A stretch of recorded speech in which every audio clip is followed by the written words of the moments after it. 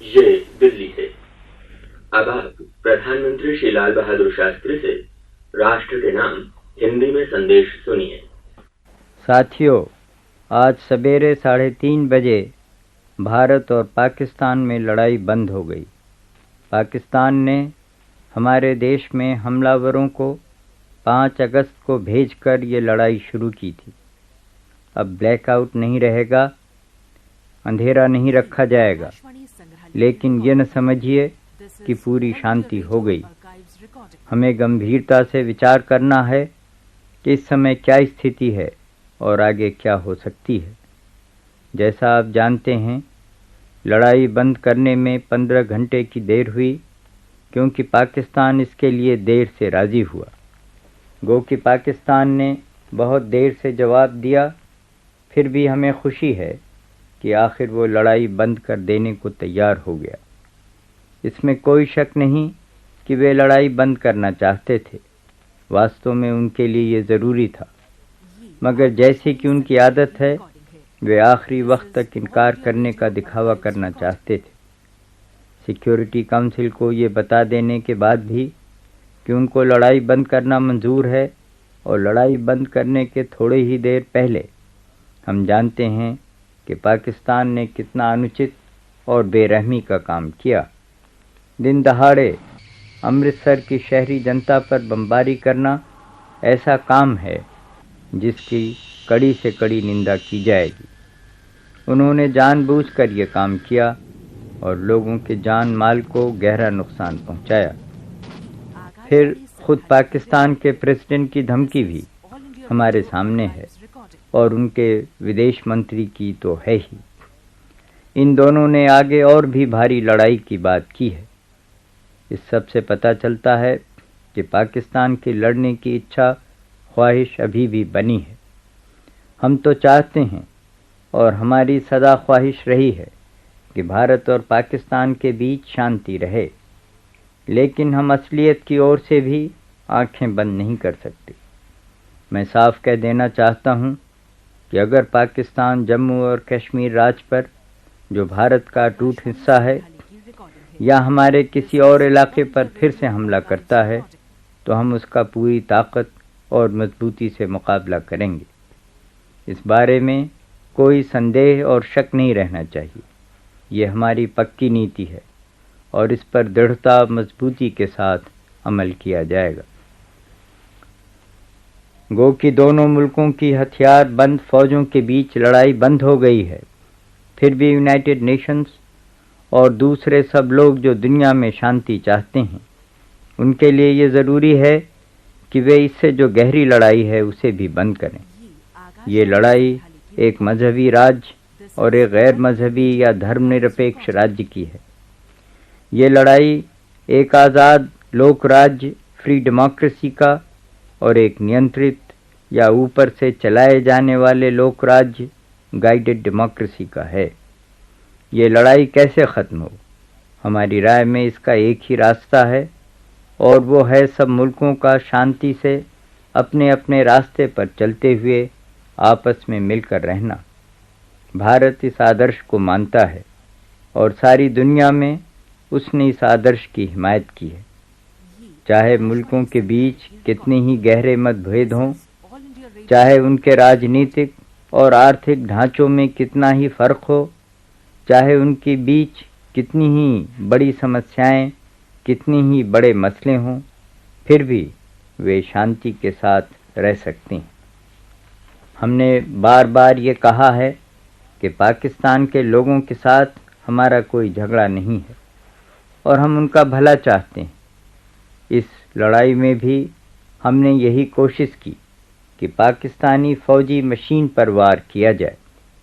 हमने पाकिस्तान के शहरी लोगों पर बम नहीं गिराए, हमने लाहौर पर गोलाबारी नहीं की, पूर्वी बंगाल के हवाई हमलों का भी जवाब नहीं दिया, हमने कराची पर भी हमला नहीं किया। गो कि पाकिस्तान के ज़्यादातर हवाई जहाज़ वहीं से उड़कर हमारे मुल्क पर हमला करने आते थे। दूसरी तरफ पाकिस्तान ने एक गैर फौजी हवाई जहाज़ पर हमला किया, जिस पर गुजरात के चीफ मिनिस्टर और उनकी पत्नी सफ़र कर रहे थे। और इस जहाज का पीछा कर इसे नीचे मार गिराया। पाकिस्तान ने राजस्थान, गुजरात और पंजाब की निहत्थी नागरिक जनता पर भी बमबारी की। पहले से स्कीम बनाकर हमारे ऊपर भारी हमला करके हमको उसका जवाब देने पर मजबूर कर देने के बाद पाकिस्तान जानबूझकर ये झूठा प्रोपेगेंडा कर रहा है कि भारत पाकिस्तान को ख़त्म करने पर तुला हुआ है। इससे ज़्यादा गलत बात और कोई हो नहीं सकती। पाकिस्तान को ख़त्म करने का कोई भी इरादा भारत के मन में नहीं है। दरअसल पाकिस्तान ही लगातार भारत के खिलाफ कार्रवाई करता आ रहा है। पाकिस्तान ने ही पिछले 17 सालों में 3 बार भारत पर हमला किया है। पाकिस्तान ही हमारी सेक्युलरिज्म को नष्ट करना चाहता है। पाकिस्तान ही हमारे देश की जनता में भेद डालने के लिए सांप्रदायिकता का डर खड़ा करता है। ये याद रखना चाहिए कि हिंदुस्तान में 5 करोड़ मुसलमान रहते हैं और वे मुल्क के बनाने में हाथ बटा रहे हैं।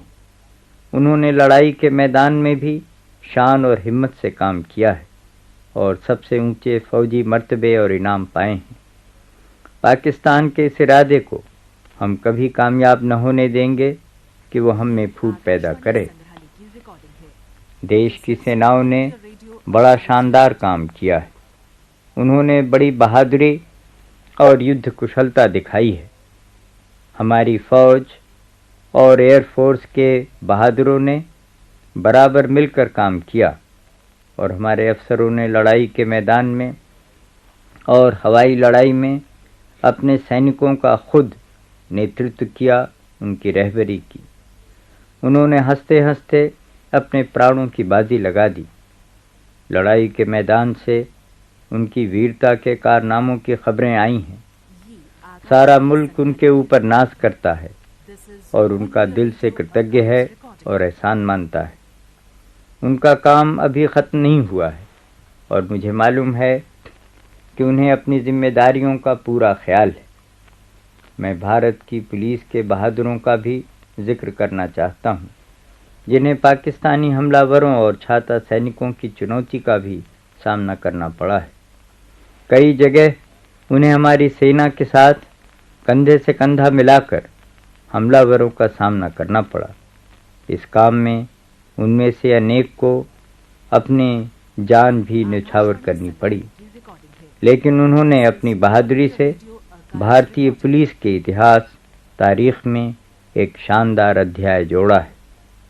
इस परीक्षा इम्तिहान की घड़ी में सरकार को सबसे बड़ी ताकत अपनी जनता की एकता से मिली है, जो एक साथ मिलकर देश के प्रति अपना फर्ज अदा करने के लिए आगे बढ़ी। भारत बहुत बड़ा देश है और इसकी आबादी भी विशाल है।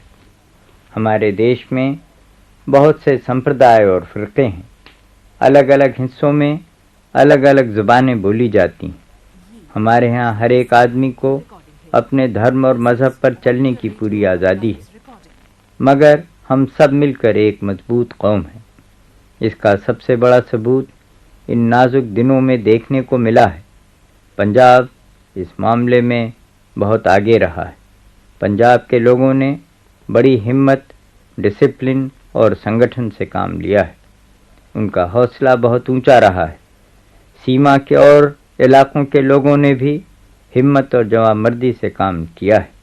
मैं जानता हूँ कि हमारे बहुत से नागरिक इस बमबारी से हताहत हुए हैं।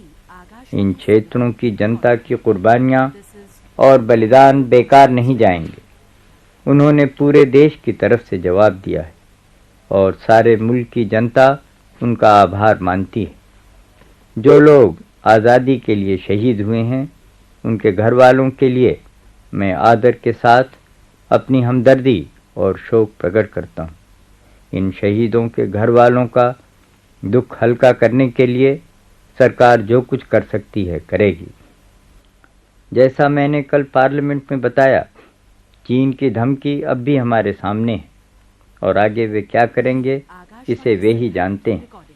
लेकिन हमको चाहे जिस ओर से भी खतरा आए, उसका शक्तिपूर्वक मुकाबला करने के लिए तैयार रहना है। नागरिक रक्षा के लिए हमें पूरी और पक्की तैयारी करनी है। सिविल डिफेंस में जनता बहुत हाथ बटा सकती है और उसने काफ़ी हाथ बटाया भी है। हर रोज़ डिफेंस फंड में बहुत से लोग अपने आप दान दे रहे हैं। हम इसका हृदय से स्वागत करते हैं और दान देने वालों का बहुत आभार मानते हैं। आगे आने वाले दिनों में हमें अपनी नीतियों और योजनाओं पर व्यावहारिक दृष्टि से फिर से विचार करना होगा। हाल की घटनाओं से हमको अगर कोई सबक मिला है तो ये कि जहाँ तक हो सके हमें अपने ही ऊपर भरोसा करना होगा।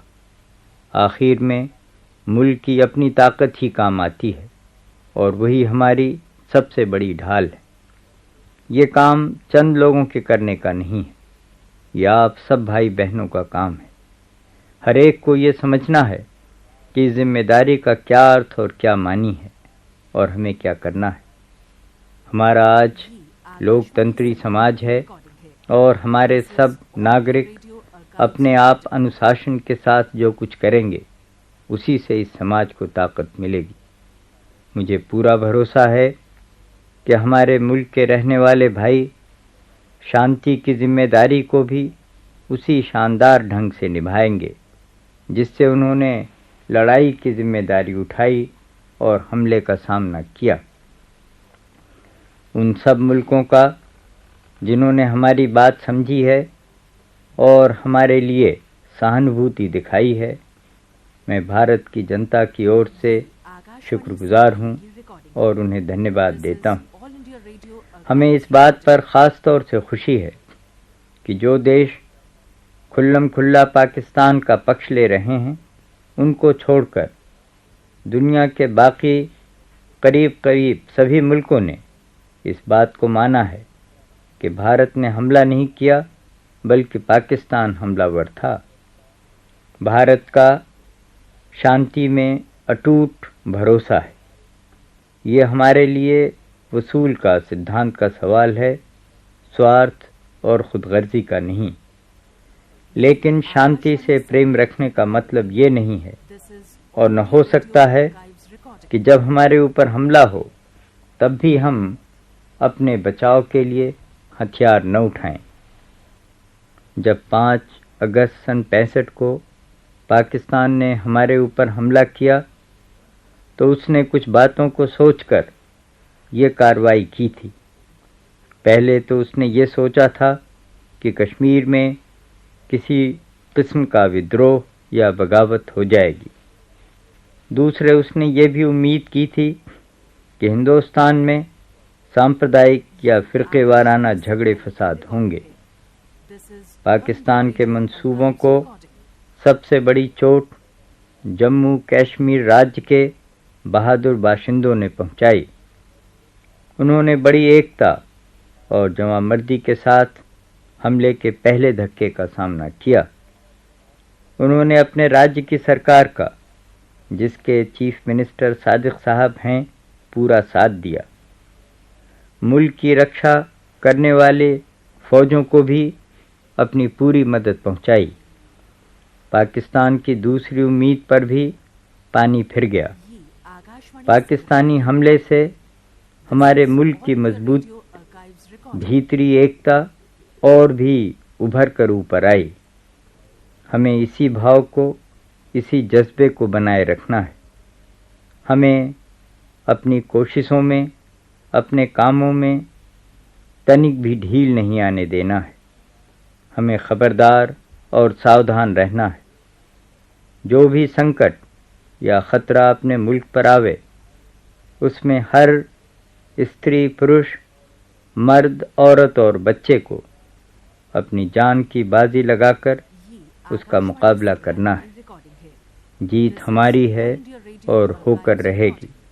जय हिंद।